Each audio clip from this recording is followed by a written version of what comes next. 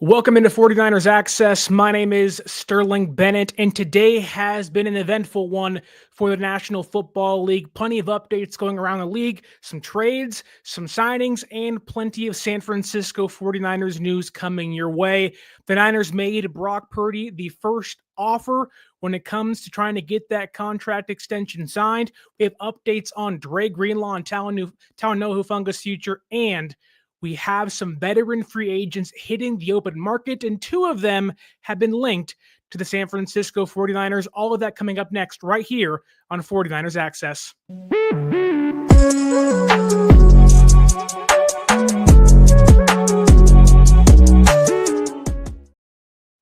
As I promised, folks, plenty of updates going to come your way today, that being of the free agent variety. Although free agency doesn't begin until March 12th, that is the open period for players to sign elsewhere around the NFL. Teams are trying to construct their roster. You're seeing roster cuts being made and trades happening. A lot of players are given permission to seek trades around this time of the year.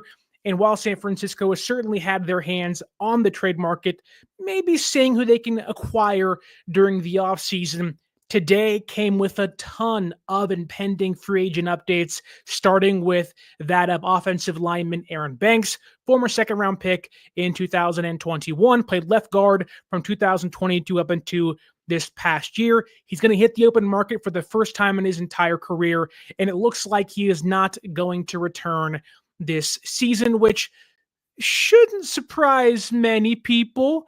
Aaron Banks really didn't play that well, which is why the number he may get this offseason actually is surprising, because according to Tom Pelissero of NFL Network, Aaron Banks is projected to receive anywhere between $18 to $20 million annually. That would make him, at worst, the top sixth highest paid guard in the NFL. When I heard that, I said, you've got to be kidding me. What sucker out there is going to pay Aaron Banks that kind of money? Now, look, we like Aaron Banks. He's a great guy. But my goodness, I don't know what team. And there were rumors that the Bears were going to try to get Aaron Banks, but they just acquired Joe Thuney today from the Chiefs. So that seems like it's off the table. Maybe there's a way that the Niners bring back Banks, albeit for that price is no way he'll return in 2025. And in fact, his play really wasn't good enough to even think about bringing back, in my opinion. I'd rather draft a player. I'd rather go with Ben Barch, maybe even Spencer Burford. But the fact that when you hear Aaron Banks make it $18 to $20 million a year, that blew my mind. I was like, all right, I don't know what it is with the NFL. Well, yes, we have seen a turn into valuing the interior offensive line, which, wink, wink, San Francisco, find your left guard next year and your center may help you a lot. Who would have thought that? That said, paying Aaron Banks $18 to $20 million, Aaron Banks wasn't even the best left guard on this team last year. He was running into his own players. He was not picking up stunts. The run blocking was absolutely terrible. However, when you have just competent offensive line play, you tend to make a lot of money in the NFL. I think offensive line is one of the most underrated and one of the most hardest positions to play in football, maybe outside of quarterback and cornerback, because you don't get the recognition. If you make one play, everybody hates you. And so if Aaron Banks gets that money, awesome. However, there really may be some good news when it comes to Aaron Banks getting $18 to $20 million a year this offseason, which it may leave a hole on San Francisco's roster, albeit I think they're going to be just fine with Ben Barch and Spencer Burford as their left guards next season. The great thing about this is if Aaron Banks leaves for, again, that $18 to $20 million range that Pelissero is saying, that means San Francisco, depending on who they sign this offseason and for the asking prices or the price tag of those players they sign, they could be looking at a 2026 compensation pick in the fourth round for Aaron Banks, who they have no intention to bring back, who they are viewing as a, yep, just go ahead and kick the road, see you later kind of player. getting a free 4th-round draft pick for, I don't know, insert whatever team you want to put in there as a destination for him. Maybe it's the Saints. Maybe it is the Falcons. Who knows? The Panthers, maybe. The fact that Aaron Banks gets that amount of money and you can get a 4th-round pick back, that's incredible. You would sign up for that every single day of the week. So, pretty good news when it comes to Aaron Banks' potential departure with the San Francisco 49ers, which is why I'm looking at Banks and the next guy, Javon Hargrave, who I don't know what the compensation draft picks may look like if he leaves or not. However, there were talks yesterday that the team was trying to trade him during the combine, and he's healthy now, so they're trying to get something for him. Although this morning, ESPN's Jeremy Fowler reported that the Niners have notified teams they are going to cut Javon Hargrave with the post-June 1st designation. He is healthy, which was kind of the plan all along, that the cap savings all aligned to being a post-June 1st cut, despite trade rumors being out there. So that makes sense. They want to bring him back, but even John Lynch talked about his market being very robust. That was the exact word he used. So the odds Hargrave comes back are very slim, but if he's healthy, you never know. This is a very stacked defensive tackle class in the NFL draft. Maybe there's an avenue he comes back, albeit I really don't see it happening. So you're going to see Banks leave, and you're going to see Javon Hargrave leave, albeit maybe for a lesser contract than Aaron Banks is $18 to $20 million. Let's see here. Benali P asks here in the YouTube chat, how are the Cardinals the most stable team in the NFC West right now? I am half expecting Trey McBride rumors at this point. Well, I can tell you this for a fact. They want to re-sign McBride. They're going to bring back McBride. The Cardinals, I don't think they're the most stable. I just think we're seeing so many roster moves currently happening. San Francisco being in transition, the Rams with Stafford and trading Alaric Jackson. I think that's who it was. From their offensive line, and then the Seahawks cutting Tyler Lockett, we'll get to him later, and then wanting to trade DK Metcalf after he asked for one. So you're seeing a lot of moves being made, although I wouldn't really categorize the Cardinals as being stable. I know Jonathan Gannon has been a head coach for 2 years now, albeit things can change pretty quickly. And, while they look better and they're growing, I would not classify the Cardinals as the most stable. I just think they are in a very different place than that of the other 3 teams in the NFC West. Let's see what else we have here. Jesus asks, Sterling, does the NFL and the NFLPA pressure teams to overpay players? If you're referring to Aaron Banks, I think we have seen not the overpayment of players, although it's a lot of money for Aaron Banks. I think we are seeing maybe a kind of like how the running back situation was last year, where Pollard and Henry and Saquon and all these guys get paid big money. Christian McCaffrey redoes his deal. I think you are seeing teams value the interior offensive line a lot more, hence why you're seeing players like Banks maybe getting $20 million this year and annually and so on and so forth. So I think a lot of teams, GMs value name value. You hear these big contracts and you go, oh my God, that's crazy. Daniel Jones being one of those a couple of years ago, Kirk Cousins last year, albeit those guys are quarterbacks. The Banks one doesn't surprise me, but if a team wants to give him that amount of money, take him for all you can. Like, he's not worth that. Maybe he gets better, but I wouldn't say it's an overpay. I just think teams value the position more than they had a couple years ago, which San Francisco needs to pick things up. The Bears are acting quick. They're getting their guards in place. You are going to see teams value left guard, center, and right guard. San Francisco has their right guard. They got to figure out center. And I know you like Ben Barch, but you shouldn't be against even getting maybe a draft pick to at least challenge him during OTAs and training camp. But Hargrave will be gone. Banks will be gone. And that brings us to Dre Greenlaw and Talanoa Hufanga, probably 2 of the most emotionally tied to impending free agents that fans are looking at the future of this offseason. I know A lot of fans want to bring back Dre. They want to bring back Hufanga, albeit are more tied to Greenlaw than they are Hufanga. They love both these players. Both these players bring energy to this team, this defense. You saw when they were out there against the Rams, it was a whole different monster and beast than we had seen the last or previous 12 games there were in last season. But according to ESPN's Adam Schefter, which may break some of your hearts, the Niners are expected to lose linebacker Dre Greenlaw and safety Talanoa Hufanga in free agency this year.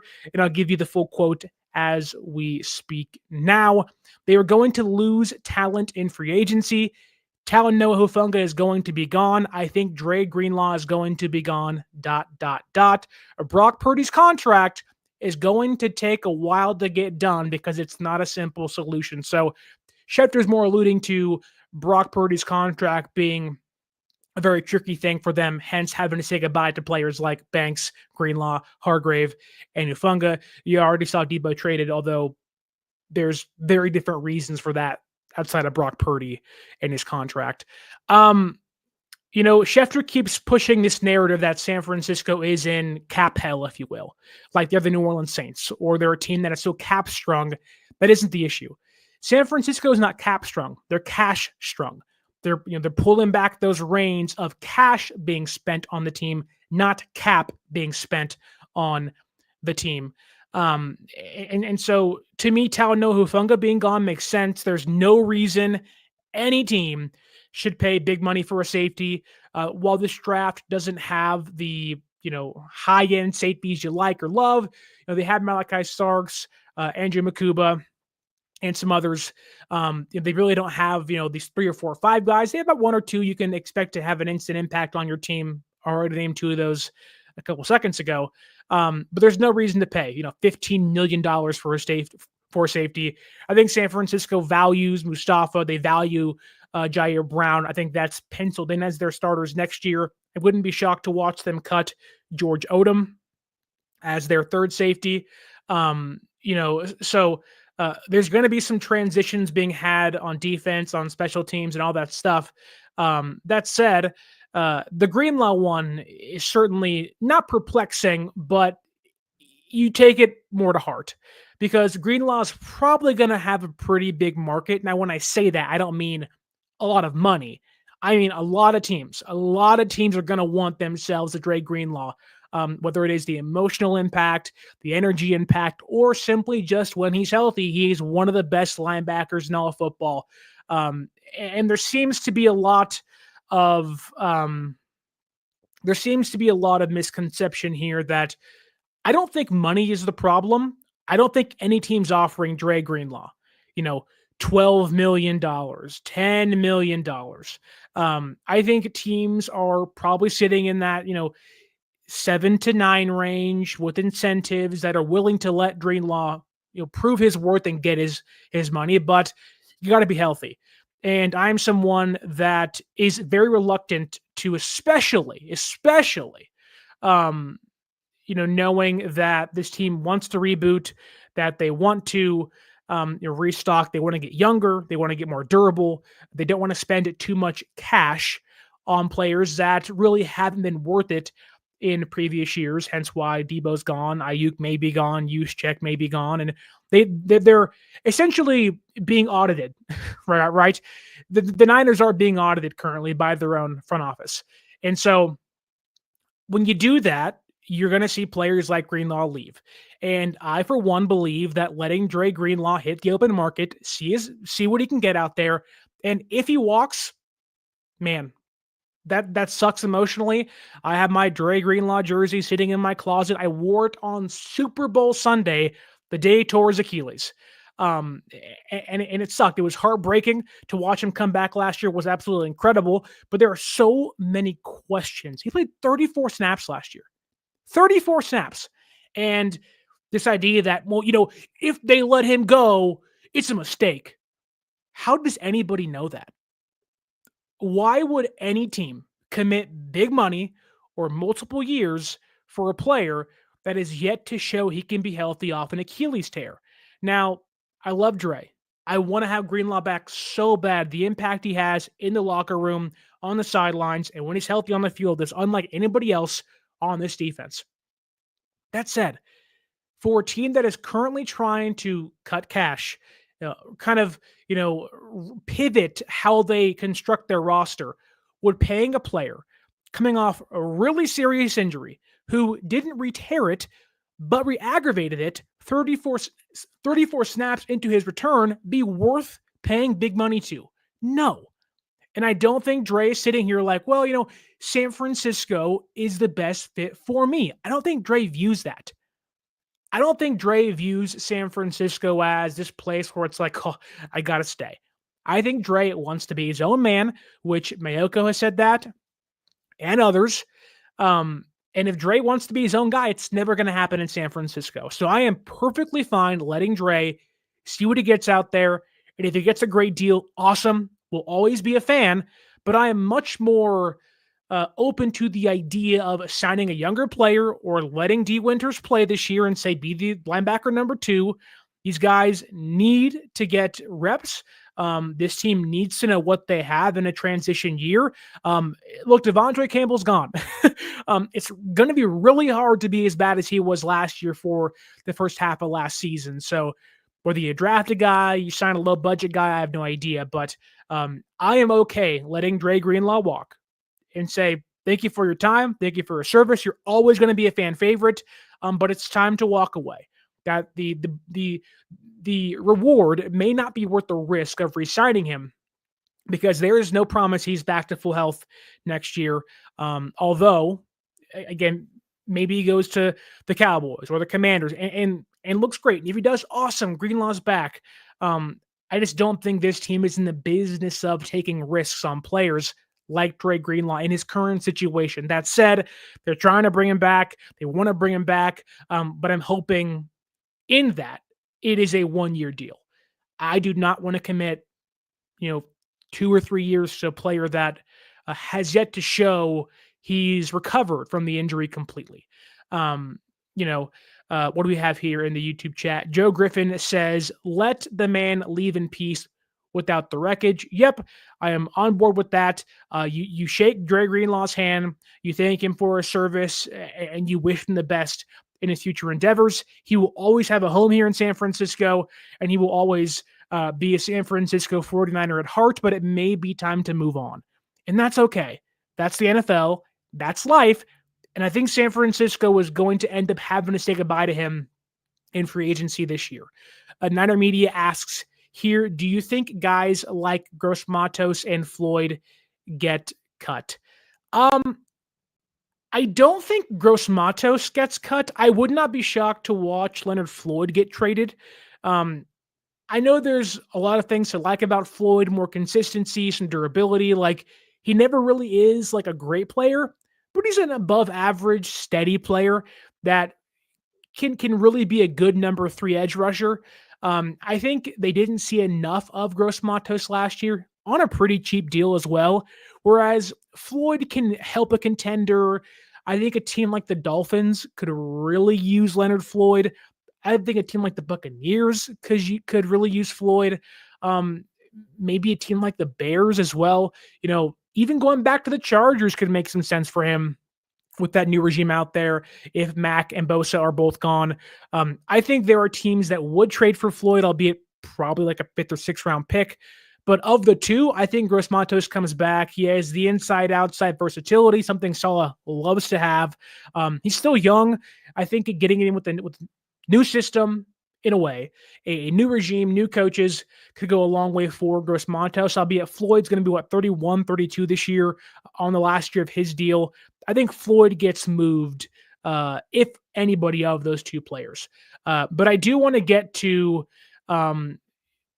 the Brock Purdy conversation because Adam Schefter said right here when speaking of Dre Greenlaw and Talanoa Hufanga that the Brock Purdy contract is going to take a while to get things done, and it's not going to be a simple solution. It's going to complicate some things for this offense. But before we do, I want to let you know If you want to watch the Niners play in person, you want to go to an MLB game this season, or the NBA is in full swing currently. Kyrie Irving just tore his ACL. If you want to be a Golden State Warriors fan and go there out there at Chase Center, use our promo code 49ers Access, 49ERS ACCESS at SeatGeek.com and save yourself $20 off your first purchase. And let's finally get to the Brock Purdy conversation. I think Brock Purdy, he'll get paid. I have a hard time believing a lot of the rumors out there, what's going on. However, there's a reason they're out there. And, last night at about, 5:30, 6 o'clock-ish, Jason La Canfora, formerly of CBS Sports, randomly tweeted out. It wasn't according to, it wasn't a per league source. It was just a blurb on his Twitter account that said the Niners have offered Brock Purdy $45 million per year as their starting offer. And again, it was perplexing. It didn't come from Schefter. It didn't come from some of the other big dogs in the NFL. It didn't come from Aiyuk, guys closer to the building. And I want to be very clear here, because Jason La Canfora, if you don't know, is one of the most unreliable journalists, one of the most unreliable reporters in the entire league. He was literally let go by CBS Sports because he was missing reports. He was inaccurate too much. So take what La Canfora says with a grain of salt.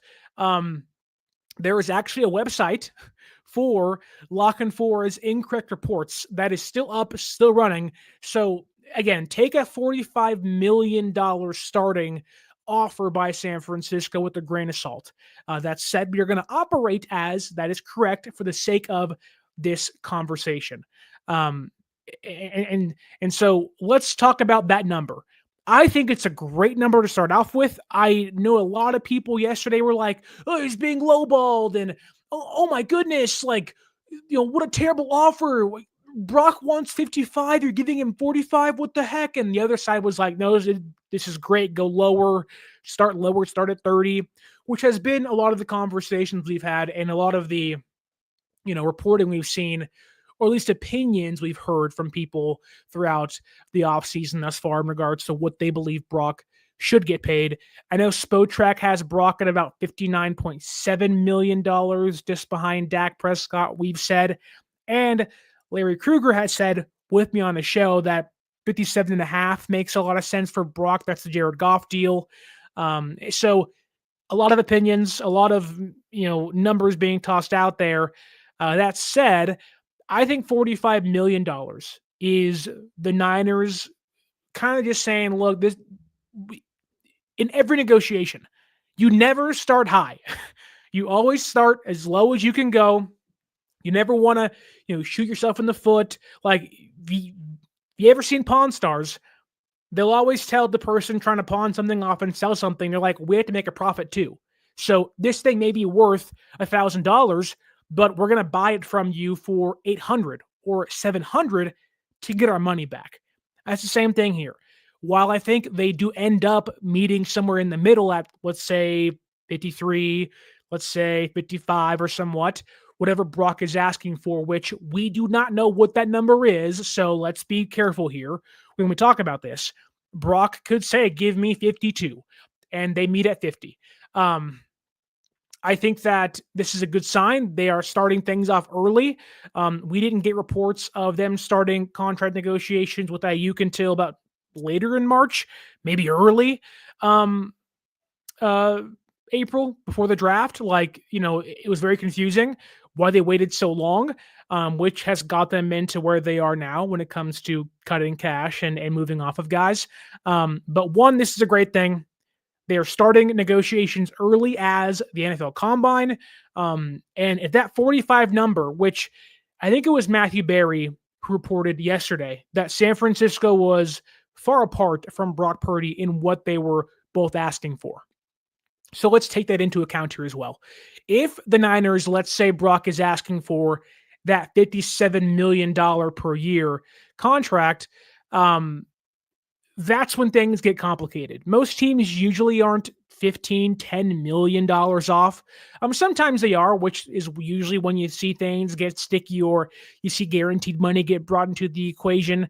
I think San Francisco, as Schefter reports here, that this is going to take a while to get done, which really pushes back on the sentiment that Brock and John Lynch shared during the exit interviews with the media, that they want to avoid drama, they want to get this done, that, they don't want to deal with, the constant conversations. They don't want to have shows like this and ESPN and, Fox Sports, and they don't want to have Brock Purdy's contract being a main topic of conversation during the offseason. They want to deal with their own guys, sign their own players, and have this be, while a big offseason for them when it comes to shedding contracts and whatnot, they would rather Brock Purdy and his contract be the last thing talked about. Which, when you hear Schefter say it's not going to be a simple solution and it's going to take a while. And we've heard him in the last 2 days on the McAfee show, on ESPN, and on his own podcast. He's being fed information. And he said himself that he brought up franchise tagging him twice, yesterday and today, in 2026 and 2027. He's talked openly about, the Niners are maybe thinking about letting Brock run out his contract. To try to read tea leaves there, that more so feels like that is the Niners telling Schefter, hey, we're serious here. We're not, we have lost too many deals. And I think that is where this comes from. I think that a lot of this, when you hear Schefter talk about, franchise tagging and, Brock playing out his fourth year of his contract and things may take a while, I question, why is a deal with your franchise quarterback hard to get done? That should be one of the easiest things to get done, knowing that Brock also wants to get things done. Now, again, when you're negotiating, it isn't always that simple. However,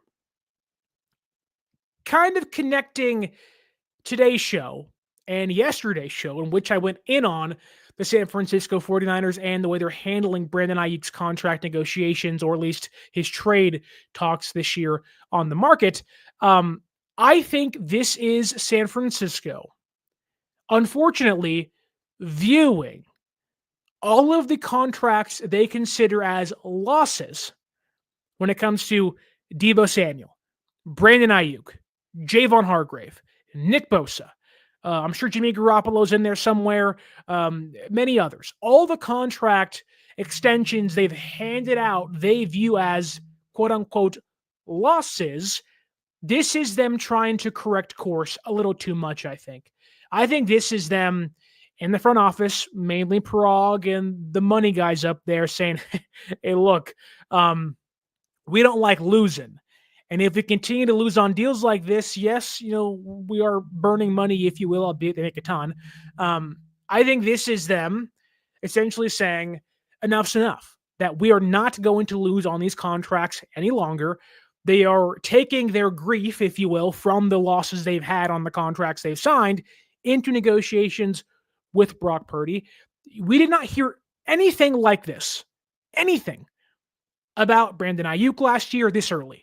We didn't hear things about Deebo Samuel this early. Go back to, I think it may have been last year with Brandon Aiyuk. John Lynch openly on ESPN was like, hey, we want to keep Aiyuk here. He's a great player. We want to re-sign him. This is a completely different situation. There was no contractual drama, or at least, we're going to make Aiyuk right out his deal. Like, no, there was every intention to re-sign Brandon Aiyuk last offseason. And now we're already getting more intel on Brock Purdy's contract than we ever had with Deebo and Bosa and Kittle and Warner and Brandon Aiyuk last year at this time. There was no rumors at this time. Free agency hadn't started yet. San Francisco had every indication, or had every intention of re-signing Brandon Aiyuk. And the same thing can be said for Brock Purdy, but we're already getting intel on March 4th, on March 5th. Like, this didn't happen last year. Like, this is the Niners telling Adam Schefter what to say. They're playing hardball. They're probably not going to get this thing done around April. This thing is probably going to be tougher, and I think this may be the Niners putting pressure on Brock Purdy, that it's not going to be easy, Brock. It's not going to be easy, Brock.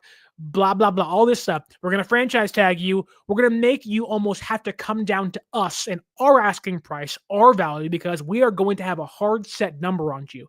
Now, I think that's super disingenuous if that's the case, and I hope it's not. However, with the way they're talking, with the way that the Niners have probably leaked things to Schefter, we're getting reports from Kawakami and Matt Mayoko and Matthew Berry and Adam Schefter and others that are saying, like, San Francisco is probably going to be a little more fickle this year, that they are taking their resentment into these negotiations with Brock Purdy, that they're probably going to have a harder number they're not going to surpass. And if Brock keeps saying, no, I want 52, I want 55, whatever that hard number is, if Brock Purdy continues to ask for more, then I think the Niners are willing to play devil's advocate here, which unfortunately has led to many people toss out one name and one name only. And that is a name that will essentially, you just pour gasoline all over that fire of Brock Purdy rumors. There's reports out of Tennessee or whatever saying, the Tennessee Titans are going to trade the first overall pick for Brock Purdy. People were saying, trade Brock Purdy for a third round pick and go get Jalen Milroe. Holy crap, could you be more stupid? It's not going to happen. It shouldn't happen. I like Cam Ward. The Titans would be dumb to trade the first overall pick for Brock Purdy. I love Brock Purdy. As a fan of his, I would not trade a first overall pick for him in this draft, or usually any of them. And I get it, it's a bad quarterback class this year. There really is only one bona fide first-round quarterback. Shador's not it. Jackson's Dart is not it. Milroe's not it. Those guys can be great, but as first-round picks, yikes. That said, we did get a little bit of information, although I don't know how valid it is, from Spotrack's Michael Giannitti. He was talking about the financial aspect of Brock Purdy's contract, and he thinks that the $45 million starting offer that San Francisco reportedly gave Brock Purdy is a good starting point. And I would agree that, $45 million is a good baseline. It's above that of Baker Mayfield's and around Kirk Cousins' deal last year. Like, you are putting yourself, I think that would be around like 12th in the NFL, which really isn't that bad. And maybe San Francisco works their way up to about 6th, 5th maybe, which, again, you always start low and work your way up in any negotiation. But he unfortunately, this being Michael Giannitti again, admitted that San Francisco could be open to the idea of using Aaron Rodgers as leverage if Brock Purdy threatens to hold out or sign Aaron Rodgers on the off chance Brock Purdy does hold out, which I think is asinine.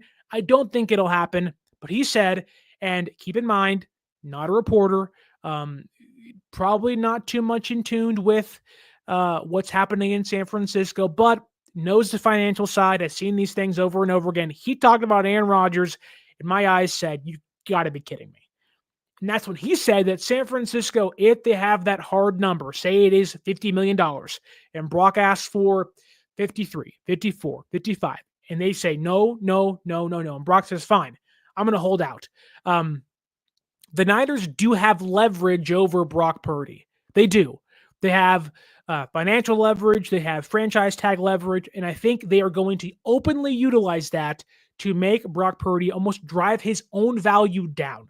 And I think the Niners really didn't have leverage last year with Aiyuk. I think they were so open about re-signing him. They had said no to so many trades that it made it really obvious. I think if San Francisco would have traded Aiyuk or been open and more open to trading Aiyuk last year, maybe could have had Brian Thomas, maybe could have had a second-round pick last year. Who knows?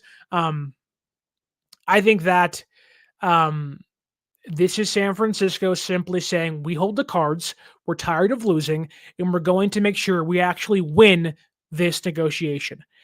I think it's unfortunate that's the case. I think this idea of winning is kind of stupid because if you pay Brock Purdy and you win football games, then you all win, you know? So, um, and the thing about Schefter is that he keeps bringing up the franchise tag because Brock's making $5-ish million this year. Um, then he'll make 40, I believe, or something along those lines on the franchise tag. Then it'll be 51 in 2027 on the franchise tag. So he'd make about, I don't know, what is it, like 97-ish million dollars in 3 years. Whereas if he signs, let's say a hard number for the Niners is $50 million, he'll get $150 million over 3 years, which is $60 more million than he would get on the franchise tag. If there is anything we're getting from this is that San Francisco is going to play hardball. They're going to use their leverage even more so now than they had in previous years, and they are going to make sure they win negotiations. They view winning negotiations as the most important part of this. People forget the NFL is a business, and sometimes business gets in the way of actually getting good football deals done. And I think San Francisco right now is in the business of making sure they win these deals. And look, without knowing what Brock Purdy's asking for, we can't really dive in too much into it from his side of things. But this is clear as day, San Francisco saying they are dangling the carrot of like, do you want to make $150 million for 3 years? Or do you want to make 97? It's up to you, Brock. Sign this 3-year, $15 million per year deal or get franchise tag twice. It's like, that's what this is. They're openly telling the world, the media, the fans, and even Brock Purdy and his agent, we have leverage. Either come down from your asking price or make $60 less million for 3 years. Tell me down below what you think of that. What do you think of those negotiation tactics coming out of San Francisco? And if you also could, go down in the description and click that link to get yourself a can of goat fuel. I know Niner Media wants the cowing fuel, but I'm telling you now, goat fuel is the better juice, the better fuel to get yourself if you want to perform like the goat himself, Jerry Rice. I got goat fuel in my fridge right now. I wanted coffee. I said, no. I got to have a healthier alternative. I cracked that can open and I had the caffeine course through my veins, like when Dre Greenlaw makes a tackle against the Rams and you're saying, slow down, Dre. Don't get a PI. Please, don't get a personal foul. That's how drinking goat fuel feels like. Click that link down below and get yourself 10% off your purchase by using my link in the description. Okay. Let's move on from Brock Purdy. Let's move on from Aaron Rodgers. Let's move on from the Niner side of the free agency pool and move into the other news that transpired today. A lot of moves have been made. A lot of reactions have been had to the moves around the NFL. And I want to start off with what the Seattle Seahawks have done thus far this offseason. Because they today cut Tyler Lockett, and shortly after that, DK Metcalf asked for a trade, which isn't surprising. Rumors came out at the combine that the Packers were involved, the Chargers were involved in on him, and the writing seems to be on the wall. They brought a new head coach in last year. It was more of a transition season for them, trying to get the roster right. He wants to shed some money. He wants to move off of some one-year contracts. Don't forget, Deebo Samuel and DK Metcalf share the same agent, both in the last year of their deals. So it makes sense for Tory Dandy, the agent in this case, to get his guys out of where they're currently playing, get into a place that may value them more and utilize them more to increase their value, before they hit free agency and after this upcoming season. That said, Metcalf is gone, and it elicited one of the most funniest reactions from Diamador Lenore. He was like, please don't go, DK. Please don't go. Who else am I going to have fun with in Seattle? You can tell there is this, like, we can punk DK Metcalf whenever we want to. Lenore is one of the best trash talkers in all football, in my opinion, or at least on this team. And clear as day, you can tell he's like, I don't want to let DK leave because he makes pissing him off so fun. And he said here, y'all cannot let DK Metcalf leave. How am I going to have fun out there? Jackson Smith and Jigba, he's a crybaby. He's crying all day long. And he even did his own impersonation saying, oh, refs, he's holding me. He's holding me. So Lenore certainly not happy about DK asking for a trade. But then funny enough, he reacted to Seattle Seahawks fans being angry at him for reacting to DK's trade request, calling them the worst fans in football because they are quote unquote delusional. So some fun stuff there.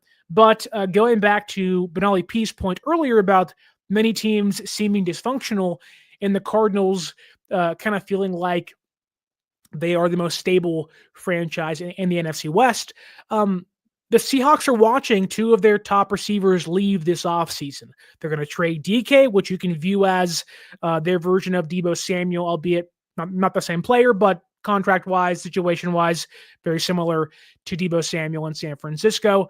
And they're going to cut Tyler Lockett, who got cut today, which I think would make a phenomenal signing by San Francisco. I don't think it'll happen. I don't think that, well, the fit makes sense. Get him in the slot. Jennings goes outside. Yeah, Pearsall go outside. Lockett would be able to play even when Aiyuk returns from the injury, if they don't trade him, mind you. I think Lockett makes some sense if you go into his PFF profile here on my laptop. You know, while Lockett is older, he was drafted in 2015, former third-round pick. He'll be about 32, 33 in September this year. For Seattle last year, played every single game for them, so there's durability off the bat right there. He'll be your instant slot receiver starter. He'll give you something else and different than, say, Jennings and Pearsall can give you. He's a pretty good separator. He had 49 receptions last year for 600 yards and 2 touchdowns. He really is one of the more sure-handed people in all of football. Had a 71.5 drop grade, which is really good per PFF. Lines up in the slot about 29% of the time. Can also play outside. So you're getting a versatile player in Tyler Lockett who, if you go to his blocking grade, though, that's when maybe you can have some questions. Only a 50.8 run blocking grade, which isn't great at all. So maybe you ask, like, well, Lockett's a smaller guy. He's 5'10", 182 pounds. Maybe that doesn't fit what San Francisco wants to do. So, okay. Lockett, the age thing maybe scare you away. I think, when you look at the Brandon Aiyuk situation and you look at where the Niners currently are with their receiver room, they can pitch you all day long about Tariq Owens. I don't think that's the case. I also don't think San Francisco wants to actually trade Brandon Aiyuk. I just think they're open to the idea of it, which I've been saying that for a few days now. That also came out via Jennifer Lee Chan today. So if you don't believe me, you can go ahead and believe JLC, who is obviously much more in tune than I am. Although in recent days, I've been pretty right about a lot of things. So who knows? But with the Niners currently trying to kind of recalibrate their roster, maybe signing a 33-year-old doesn't make a lot of sense. Maybe they want a 1-year deal for a player and Lockett maybe doesn't want that. However, and I want to ask you guys this, what about Christian Kirk, who I do think makes a lot more sense with the Commanders? Cliff Kingsbury's there. He was drafted by Kingsbury when he was with the Cardinals. So there's a connection there with the Washington Commanders, although Christian Kirk is a darn good football player. He can play inside, play outside, a smaller guy, mind you, but when he's healthy, which is a massive question again, would you guys mind signing Christian Kirk? Now, of course, what he actually signs for, his asking price could make this harder. But I think Christian Kirk could be maybe a higher end option for them when it comes to value. But I do want to get into 2 other receivers specifically. because I have mentioned these two guys for a few weeks now. And it's funny um, that we talk about them here and it gets quiet. And look, I'm not saying I had insight into what they wanted to do, but we talked long and hard about Keenan Allen and Robert Woods, how those two guys make a ton of sense over T. Higgins or Devontae Adams or insert other high-end receiver. And lo and behold, yesterday, Matt Mayoko, one of the most in-tune people with the San Francisco 49ers, linked Keenan Allen and Robert Woods as two receivers the San Francisco 49ers could target this season. So I don't know if you want to send flowers to my house in Hesperia. I don't know if you want to give me a pat on the back, but no, I'm just kidding. I think both these guys make a ton of sense. Two different receivers in very similar stages of their career, albeit Woods is the older veteran that played for the Rams and McVay, went to the Texans, has seen his production decline steadily over the last few years. And I think he would be more so of a depth guy. He'd be a player you sign to, you have Pearsall and Jennings as your 1 and 2. I think if you sign Robert Woods, you're either banking on a draft pick or you're kind of banking on, Tariq Owens or Cowing becoming a more a higher contributor into your offense. But Woods, I think, is a floor raiser, not a ceiling riser, if that makes sense. But again, I don't mind raising the floor of that room. Woods would be that. He's a good run blocker, knows the offense already, having played in it with the Rams and McVay. So Woods could make some sense. Although I will say this, Keenan Allen is one of the more intriguing options out there because Keenan Allen, I know last year got traded from the Chargers to the Bears, and the idea was, Caleb Williams has the best receiving core in all football, and then it fell apart pretty quickly. Fired Eberflus, brought in Ben Johnson. Keenan Allen's currently a free agent. He is going to be 33 coming into this year. He'll be 33 on April 27th. However, when you talk about a Band-Aid, the ultimate Band-Aid, where you're probably not going to have to commit big-time money to Keenan Allen, I think he should be open to more of an incentive-based deal. The receiver market's pretty bad this year. I don't think he'll get too much money. He's 33 years old. They're going to be this year. He had 70 receptions last year for 744 yards, 7 touchdowns. Clearly can still play. He lined up more in the slot than he did outside, so he gives you inside-outside versatility. And I think it could be a relatively good player for you. Last year, his pass blocking grade was 67.5, which is pretty good for a wide receiver. If you want to get into his run blocking grade, we can get into that as well, which is, again, pretty terrible.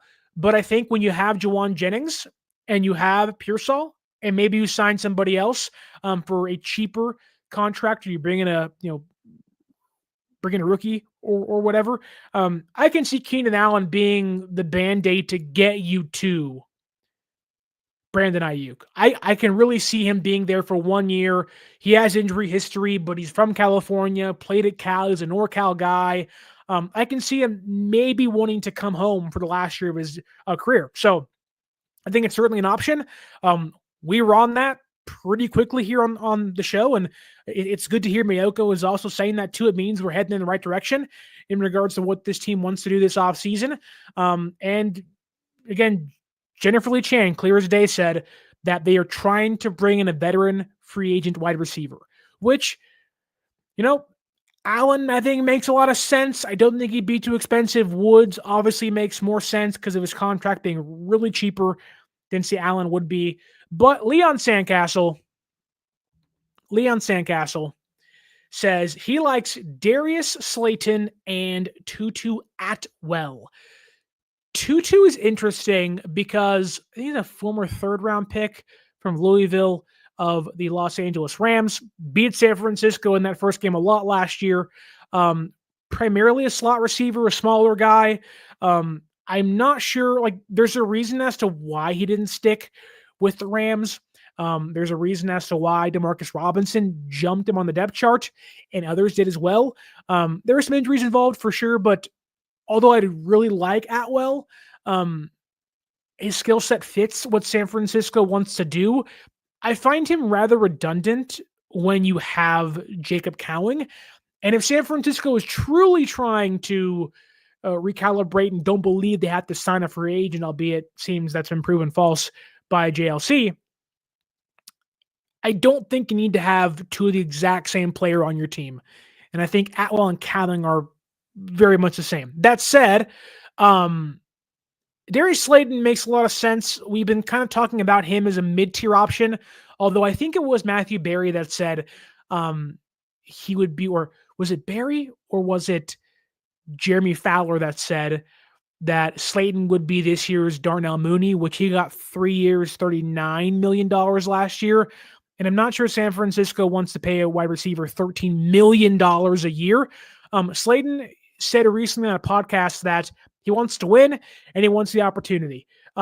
He would certainly have both those here in San Francisco. He would be there. And look, if they trade Brandon Aiyuk, I think Slayton becomes more likely than, say, Allen or Woods, although the asking price may be too high for Slayton no matter what. I'd be open to it.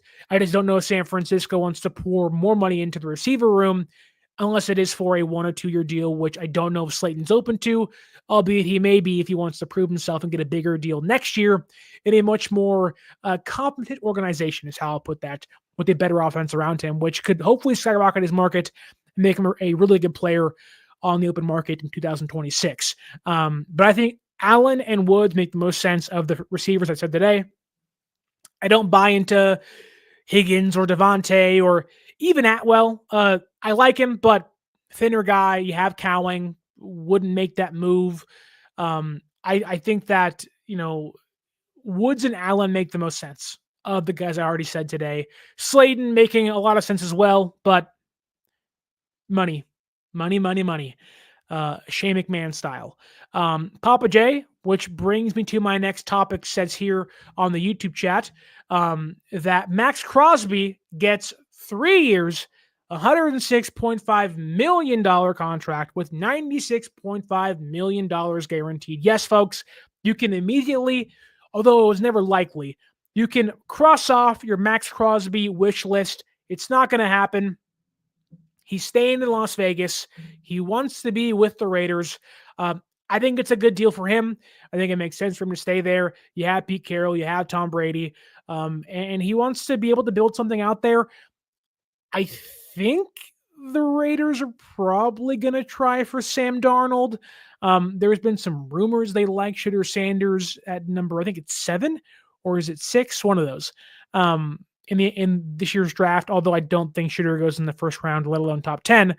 The Raiders, I think, are going to want to contend. They're going to have to find somebody.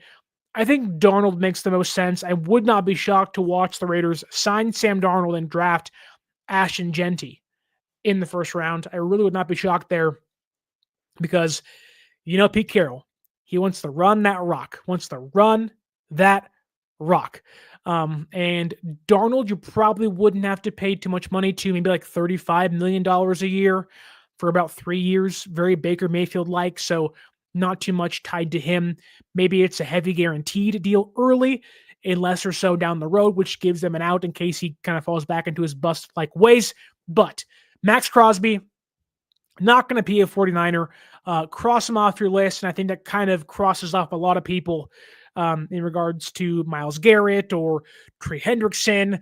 I think Sam Hubbard got released, then retired from the Bengals today. So it seems like they're going to bring back all their guys out there in Cincinnati. So it really feels like San Francisco is not going to be on the market for a top-end edge rusher. Although we got an interesting tweet today by Nick Wagoner saying that the San Francisco 49ers don't want to stop spending money. They just want to spend money more wisely. They want to maybe have a better, idea as to who they're spending money on and not be so loose with their spending as they have been in previous years. So maybe there's a way San Francisco buys a few big names, which kind of leads me to the end of the show today because Jonathan Allen is not going to get traded by the Washington Commanders, and he's going to get released. And it's an interesting name. I think Jonathan Allen is a very good player, a very stout pass rusher, not much of a run defender, although he is one of the players that was discussed by the San Francisco 49ers when it came to the Deebo Samuel trade negotiations. There was talks of a player-for-player trade, although the Commanders were unwilling to eat part of Allen's contract to make that trade work. San Francisco took a fifth-round pick, obviously, instead. But Jonathan Allen will be on the open market. I am fully expecting San Francisco to be one of the teams interested in him. I think when you're letting Javon Hargrave go, they want to find that interior pass rushing defensive tackle. And I think they believe they can find their run stuffer in the draft. I would not be shocked to find them maybe signing Jonathan Allen to a 2 or 3 year deal, not going to give him a 5 or 4 year deal. I am fully expecting Jonathan Allen to be at least somewhere on San Francisco's radar. He'll be about 30 years old this year. I actually just turned 30 in January. I know, last year wasn't great for him. 3 sacks. He had 26 pressures, 21 tackles. But the last couple years, dating back to 2020, where he had 3 sacks, then 10 sacks, then 8 sacks, then 6 sacks, then 3 sacks this past year. He's a player that in his prime, when he was in 26, 27, 28, 50 pressures, 67 pressures, and then 47 and 49. Then he had 26 last year. I'm not sure if that is because of injury. He only played about 8 regular season games. So maybe some reasons to worry, but I think a fresh start would undoubtedly help him, clear his mind, get better. Again, the run defense isn't great. This was his second worst run defending year of his career, but again, only played 8 games. Maybe there was injuries there. It only played about 420 snaps, where in previous years he was playing on average about 800. So maybe not the player you swing on, but I think he'd be pretty cheap. I don't like his contract is about $16 million. So he'll have money on the books for the Commanders already. And so I think that Allen would probably be okay signing a 1 or 2 year deal. Plug and play on the interior. Maybe San Francisco then trades or releases Malik Collins, frees up some money there to kind of alleviate the pressure of having Allen Collins, who are very similar players, albeit different tiers of player when it comes to their skill sets. I can see San Francisco replacing Hargrave with Allen and then going and drafting, whether it is Collins from Texas or, Hill from, I think, Indiana, or Peebles from, I think is it Virginia Tech, who they're like in love with him. Maybe that's wrong, but either way, San Francisco, if they are intent on remaining competitive, getting cheaper, maybe not tying themselves to higher price free agents for longer, I think Jonathan Allen can make some sense. I am completely expecting them to be in on him. They wanted to trade for him. I think they would have traded for him had the contract been worked out with the Commanders, although they said no, hence why he's getting released. But I can very easily see Jonathan Allen being in San Francisco. This team likes their former Commanders, Chase Young being one of those a couple years ago.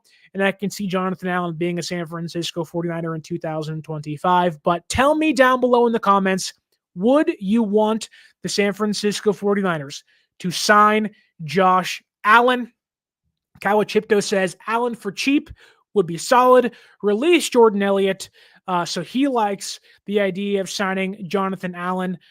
What do you like, and what do you think they'll do Tell me down below in the comments, do you like what San Francisco is doing in regards to their contract negotiation tactics with Brock Purdy, leaking that they got the leverage and they're only going to pay him about $45 million in the first offer they gave him? You can tell they're playing hardball. They're tired of losing.